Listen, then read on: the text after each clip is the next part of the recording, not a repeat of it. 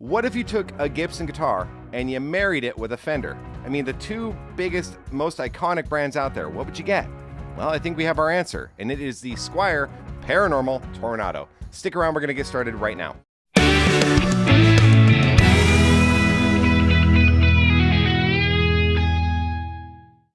Welcome back to the 11th Fret, everybody. My name is Chris. Thank you guys so much for coming on back. What we got here is a Squier, another Squier.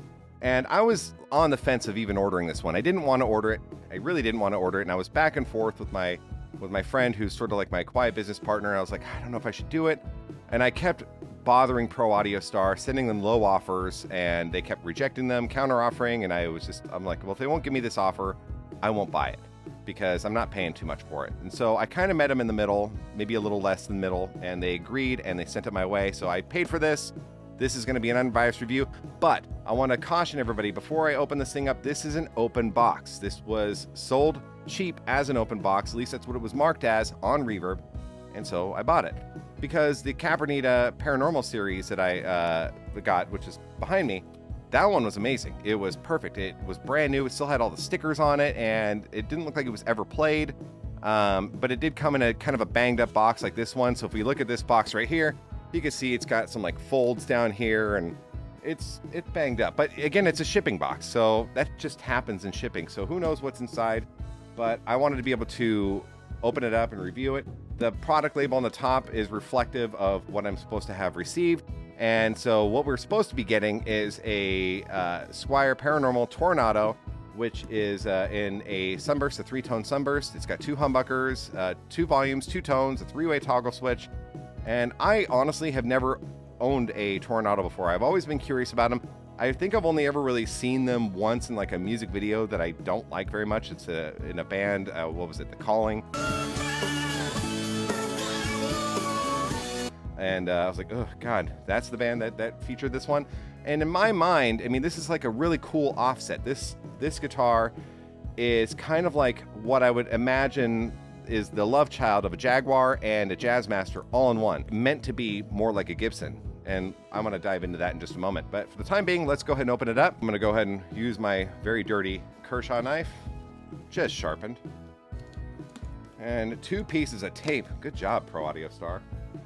It looks like it was taped up once before, but it just had 2 pieces of tape going right down the front. And, okay.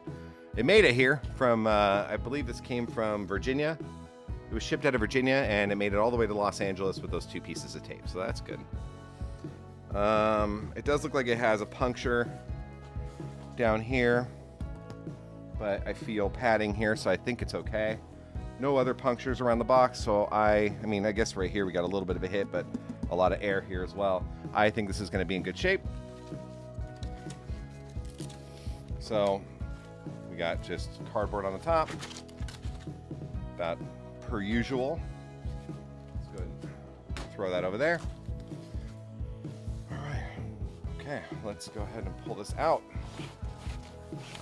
A little protective sleeve around the neck, if I had to guess, and I guessed correctly.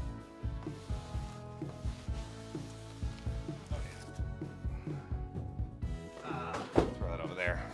Hit some other guitars in the process. All right, so the gel pack, yay. Hey, we got our hex keys, that's good. Might need those. I have tons of them though. Don't really need them. Hey, look at that. Not a blemish on it. All right, I'm gonna need my knife again. Maybe, yeah. Let's cut here. Gently, I don't want to scratch the finish. And here we go. Put my knife away safely. Don't want to set it down in the wrong place and have my son get home and see it. All right. Some tape stuck to the finish, but there we go. That's pretty, right? Still has the factory sticker on here. It's got all the film over the pickup covers. 2 volume, 2 tone. This looks very Les Paul-like, right? I mean, when I saw this, I was surprised that these are not more popular. I know these came out in the late 90s, and they were made in Ensenada, Mexico. I believe the master builders, if you are so inclined, will build these as well. I want to say that Ron Thorne has posted pictures of some Tornados that he's built realistically, I mean, this is a Squier brand, so this is Fender's sub-brand, and it's a nice high-gloss neck. This feels good. This feels like the other Squier that I got. This is Squier Toronado right on the front, and it is made in China, or crafted in China. Crafted in China. So it's a string-through body. So we got string-throughs right here. We've got one control plate, or cavity, right here for the controls. And then we got a three-way toggle up here, so obviously the access to that is going to be underneath this pick guard. We got presumably volume, bridge volume, neck volume, bridge tone, neck tone, and it's a hardtail bridge. So this is what we would call the Toronado bridge. It looks very similar to the Music Master bridge, which came out in the late 50s, and that was more like a Telecaster. It had 3 barrel saddles like a Telecaster would, but the same kind of plate. And this has the 6 individual saddles, which are of a bent, like vintage style metal, and they're stamped Squier, which is pretty cool. As I read about it, this has what's called the Squier atomic humbuckers for high output. So I don't know what that means. I don't know if these are Alnico or ceramic, but they're designed for high output. Not really my cup of tea. I'm not a big high output humbucker kind of guy. I like my vintage sort of PAF spec stuff because I find I can do more with that. I have more options, but we'll see how these sound. But yeah, we got an atomic humbucker here and one down there. And yeah, totally hardtail. We got vintage style tuning machines up here, and so they're slot loading. And I know some of you guys don't like that idea, especially if you're dealing with like a hot humbucker. This might feel a little grandpa-ish to you, but I've kind of grown to like these. I prefer slot loading vintage style tuning machines over things like even locking tuners, because I can do more with it. I find I have great tuning stability. I know how to use them. I know how to wind strings on these easily. And they've kind of quickly became a favorite of mine since I started this channel and played with more and more and more guitars. Because at first I didn't understand them. Now I totally get it. Yeah, high gloss neck. This looks like Indian Laurel, if I remember correctly. I want to say that that's what this is, which is very similar to rosewood, but not rosewood, because rosewood is becoming more and more scarce. So to be a little greener, they are using a more accessible wood for these lower end guitars. But I mean, seriously, this thing is pretty sexy. Now, looking at this guitar, it's got multiple pieces. We got seams going down here, and there's also some bear claw on the wood and some knots. So if you're not really into that being visible, if this bothers you, I would probably recommend getting one of the solid color options.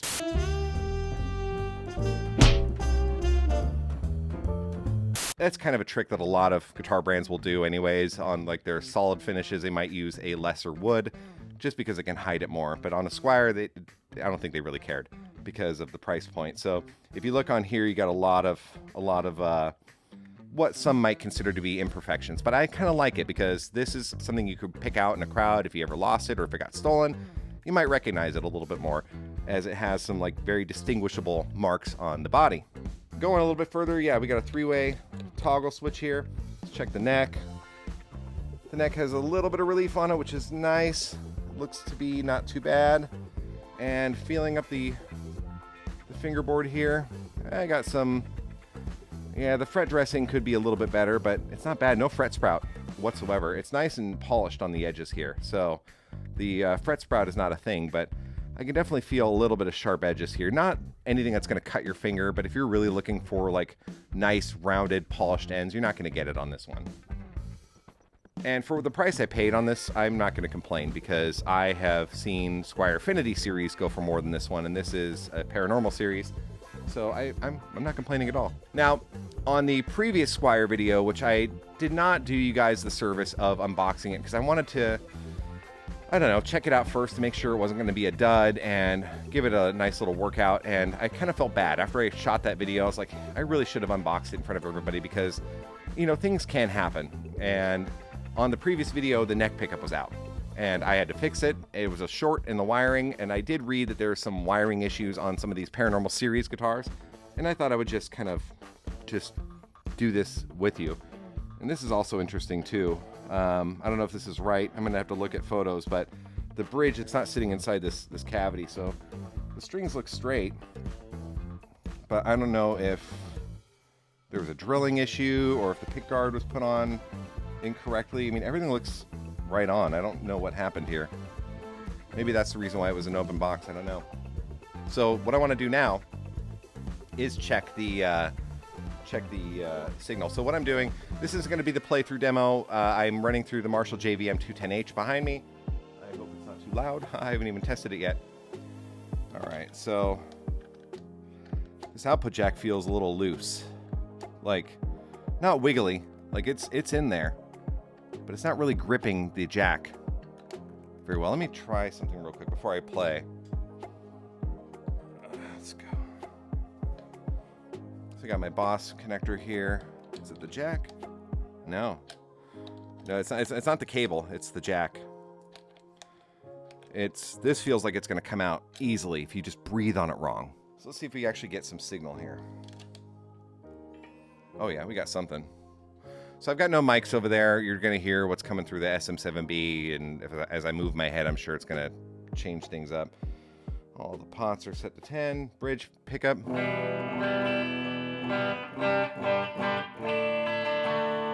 Surprisingly, sounds like it's in tune. I don't know if it actually is or is not, but not bad. Middle. Neck. Very good. All right, let's back to the bridge. Make sure the volume works. So playing down here, I know you can't see it too well. Let's do this. Very good. Bridge tone. Very clean. And then we got the neck. Yep. And neck tone. Sounds good to me. Now let's go both in the middle and see what happens. Definitely that 50 style wiring. So when you turn down one pot, you're getting both the signal killed. So yeah, it's kind of cool though. It's fully functional. It's working. I mean, yeah, it's pretty rock solid. I mean, I like it. I like it a lot. So look at this guitar for a moment.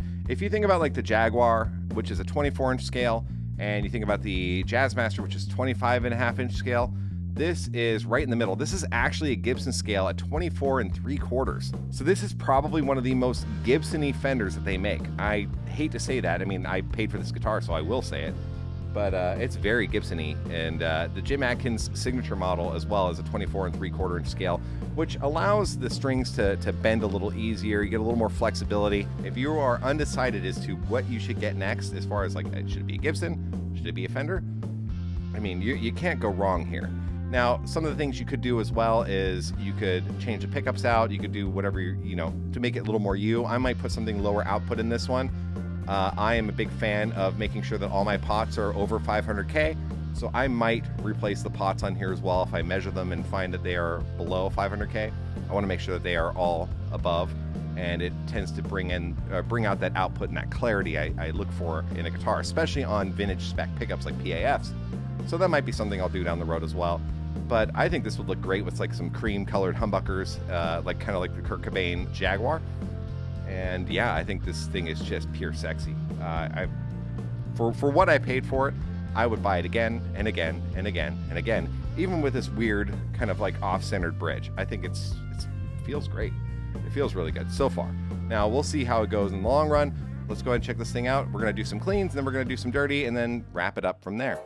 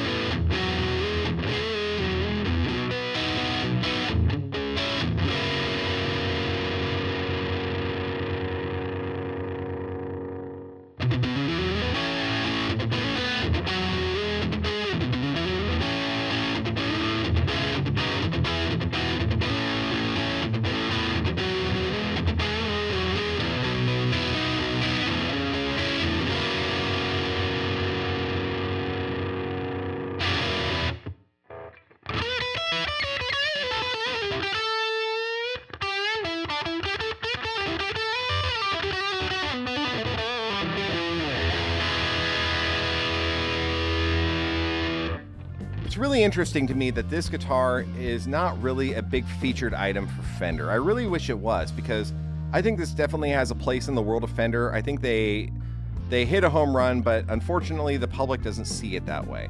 That's probably why it hasn't really sold very well. I mean, they have some other products that have come out since Leo has been long gone from the company. But I remember talking to a Fender employee, and I don't want to say any names, but I remember them saying that if Leo didn't build it, the public doesn't care. And I kind of see that as being true, because I mean, if they're not selling stuff, they're going to get rid of it. That's the way every company works. But I really wish that Fender would take this model seriously again, put out a Fender USA Toronado, because this thing is awesome. I like it. I like it. I think it sounds pretty decent. I think that there are some opportunities with the pickups, but I mean, realistically, it's a budget guitar. It's sold for less than like $500 brand new, and I got this for less than $300 as an open box. So let's be real here. This thing is great for the money. You really can't beat it, I think. I mean, it's the same that went with the previous Squier Cabernita Paranormal Telecaster thin line thing that I got before. I think it's a great guitar for the money as well, and I am a big fan of this line. I think it has a nice feel for contemporary, like that classic Fender design, without actually being a classic Fender design. And I think if you're looking for a great alternative rock guitar, you don't want to have to deal with like tremolos that are always problematic on like Jaguars and Jazzmasters. This is a good way to go. It's a hardtail. You don't have to deal with any of that stuff. I know some of you guys like your wiggle sticks. That's okay too. If you like your wiggle sticks, there's always a Jaguar and always a Jazzmaster available to you. But as far as a Toronado, this thing is awesome. And I think they could put a wiggle stick on here. If they wanted to put a trem on here, it's not going to be a big ordeal to do so. But for what it is, I think maybe you could put a Bigsby on here if you really felt inclined. Toronado bridge, you can always get something that's going to possibly cater to a Bigsby, if I had to guess. I don't know. If you know of a Toronado bridge that allows for Bigsby pass-through, let me know in the comments down below. I have not even looked. This is kind of a spontaneous thought of mine. But yeah, I think this guitar is just pure sex. I mean, realistically, I could probably wire this thing up to be exactly like my Les Paul. And if you're not a big Les Paul fan and you like your Fender, but you want that Les Paul sound, this is your guy right here. If you own a Toronado, let me know in the comments what your thoughts are on it. Let me know if you have one of the Made in Mexico originals from the late 90s or any other incarnation of this guitar. I'm curious to know what your thoughts are on it. Do you like it? Do you hate it? Is there problems? Is this something you feel like is way underappreciated by the public that should be appreciated more? I don't know. I'm just curious to know what your thoughts are down below. So that all said, we've wrapped up this video. Let me know in the comments down below what you want to see me feature next, or if you have any questions about this guitar. And as always, if you like content like this, make sure you subscribe to the channel and hit that little bell notification to be notified when we upload new content. Like the video, share it with your friends, get us on that algorithm. It does help out enormously. So again, thank you guys so much. I appreciate you guys coming back to the channel. My name is Chris. You've been watching The 11th Fret. Take it easy, everybody.